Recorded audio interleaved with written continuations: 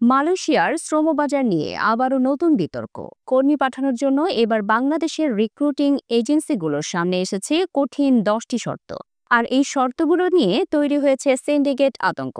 মালয়েশিয়ার পররাষ্ট্র মন্ত্রণালয় সম্প্রতি একটি চিঠি পাঠিয়েছে বাংলাদেশের প্রবাসী কল্যাণ ও বৈদেশিক কর্মসংস্থান মন্ত্রণালয়ে।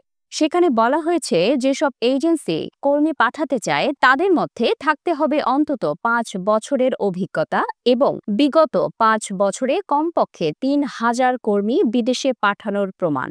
মালয়েশিয়ার নির্ধারিত 10টি শর্তের কিছু গুরুত্বপূর্ণ দিক হল 5 বছরের সন্তোষজনক কাজের অভিজ্ঞতা, অন্তত 3টি ভিন্ন দেশে কর্মী পাঠানোর রেকর্ড, নিজস্ব 10,000 স্কয়ার ফুট অফিস, নিজস্ব প্রশিক্ষণ ও মূল্যায়ন কেন্দ্র, ভালো আচরণের সনদ এবং গত 5 বছরে কোনো মানব পাচার বা আর্থিক অপরাধে জড়িত না থাকা। প্রবাসী কল্যাণ মন্ত্রণালয় বলছে, আগামী 7ই নভেম্বরের মধ্যে এই শর্ত পূরণ করা এজেন্সিগুলো আবেদন করতে পারবে।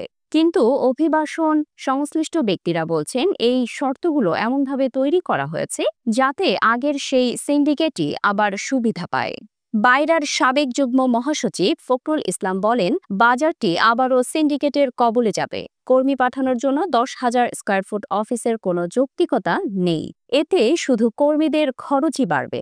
বিশেষজ্ঞরা মনে করছেন, এই শর্তগুলো পূরণ করতে পারবে না বেশিরভাগ এজেন্সি।